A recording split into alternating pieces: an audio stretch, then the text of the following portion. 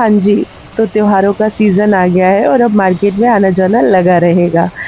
बस ऐसे ही एक त्योहार के लिए हम दोनों बहनें जा रही थी लाजपत नगर। दोनों ने फटाफट से अपने आप को ड्रेसअप किया और निकल पड़े ऑटो पकड़ के, साथ में ये डिस्कशन करते हुए कि हम दोनों को खरीदना क्या-क्या है। तो चलो।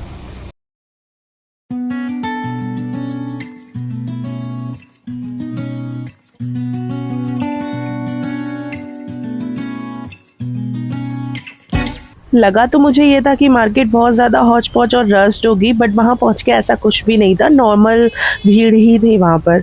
और हालाँकि ये व्लॉग थोड़ा-सा लेट है क्योंकि हम दोनों आए हैं रक्षाबंधन के लिए राखियाँ खरीदने और छोटी-मोटी 1-2 चीज़ें खरीदने। तो सबसे पहले मैं पीछे की साइड से मार्केट में इस गली में आ गई थी क्योंकि मुझे मेरे लिए गाउन खरीदनी थी, बट अनफॉर्च्युनेटली मैं शॉप नंबर भूल गई थी। तो मैं हर किसी शॉप पर देख रही थी कि क्या ये वही वाले भैया हैं जिनसे मैं पिछली बार खरीद के ले गई थी।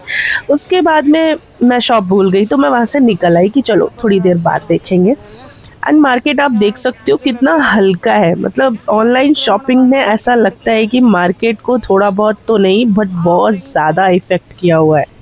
अब आप किसी भी मार्केट में जाइए, हम सबकी अपनी एक फ़ेवरेट शॉप होती है, तो मैं भी बस पूरे मार्केट को खंगालते हुए अपनी पसंद की उन्हीं शॉप्स पे जा रही थी कि मुझे वहाँ जाके कुछ देखना है और उसके बाद में अगर ठीक लगा तो वो चीज़ खरीदनी रहेगी। अब इस मार्केट में गलियों का फेरा कुछ ज़्यादा ही है। अगर आप यहाँ पर गए हैं तो कमेंट में ज़रूर बताना कि आगे पीछे गलियाँ थोड़ा बहुत आपके दिमाग से हमेशा ना स्किप होती रहती हैं और इस गली से उस गली में आना जाना हो जाता है, सिर्फ अपनी पसंद की शॉप ढूँढने के चक्कर में। हालाँकि मेरे साथ में ये बहुत ज़्यादा होता है कि मैं अक्सर गली भूल जाती हूँ। बस मुझे याद रहती है तो शॉप, कि मैं इस शॉप से ये ले गई थी और मैं उसी को ढूँढते हुए इधर से उधर गली में निकलती रहती हूँ। तो राखियाँ मुझे कहीं नहीं दिख रही थी क्योंकि मैं बस वही ढूँढ रही थी, स्पेशली ये इस तरीके की ज्वेलरीज़ एंड पता नहीं क्या-क्या सब कुछ दिख रहा था, बट मुझे पूरे मार्केट में कहीं राखियाँ नहीं दिख रही थी। एंड फाइनली यहाँ पर मेवा बँट रही है कहावत को ना सही साबित किया इस शॉप ने, बिकॉज़ बहुत भीड़ लगी थी। एंड फाइनली मुझे वो शॉप मिल गई जहाँ से मैं लास्ट ईयर भी राखियाँ खरीद के ले गई थी, क्योंकि बहुत ज़्यादा राखियाँ तो यहाँ पे नहीं मिल रही थी, 1 ही 2 दुकानों पे मिल रही थी। अब बहुत ज़्यादा हैवी मेटल की राखियाँ मुझे नहीं पसंद है, बिकॉज़ वो डेली में लोग बांध के नहीं रखते हैं। So mostly I choose to buy some thread वाली राखियाँ, और ये बहुत ही प्यारी-प्यारी क्रिस्टल वाली राखियाँ थी जो आई थिंक भाभी लोगों को बांधी जाती है।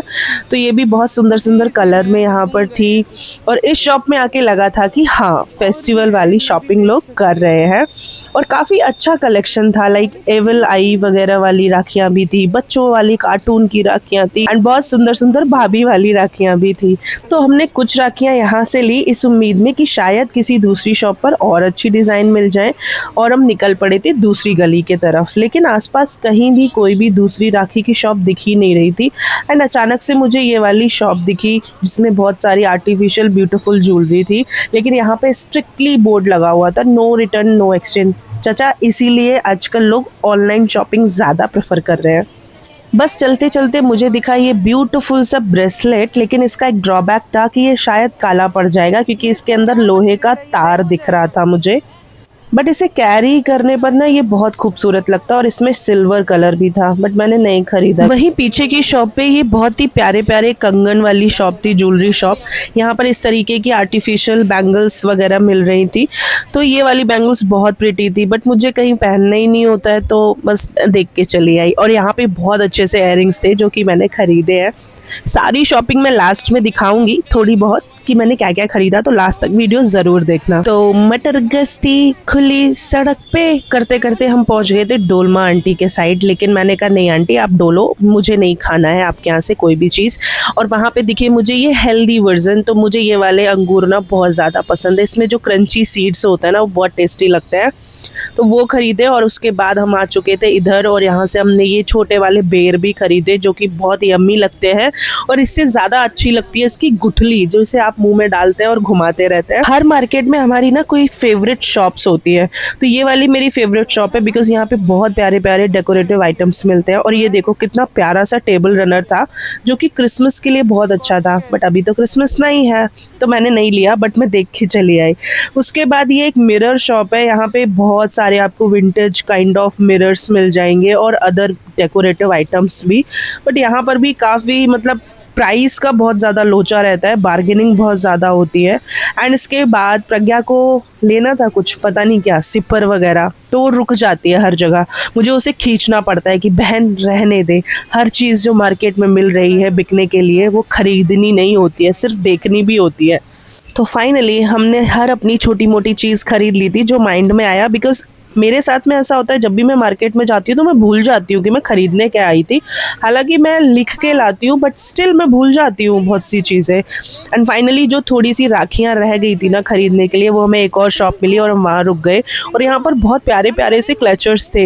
अब इनसे खरीदने से मन तो भरता नहीं है, तो मैं अप्रूवल के लिए प्रज्ञा के पास गई कि कोई मुझे ये कह दे कि तुम ये खरीद लो। ऐसा कई बार होता है ना कि हमें कोई चीज़ नहीं खरीदनी होती है बट खरीदनी होती है, और हम किसी और के अप्रूवल का वेट करते हैं कि कोई ये कहते कि खरीद लो, कोई बात नहीं, तो वो खरीद लेते हैं। इसके बाद मैंने अपने लिए फिर से गाउन देखी जो कि मुझे फाइनली पसंद आ गई, जो मैं ढूंढ रही थी। ऐसा क्यों होता है कि जब हम ऑनलाइन कोई चीज़ देखते हैं तो वो फिक्स प्राइस में मिल रही होती है, वहाँ कोई भी अदर हम बार्गेन नहीं कर पाते ना, फेस टू फेस वाला।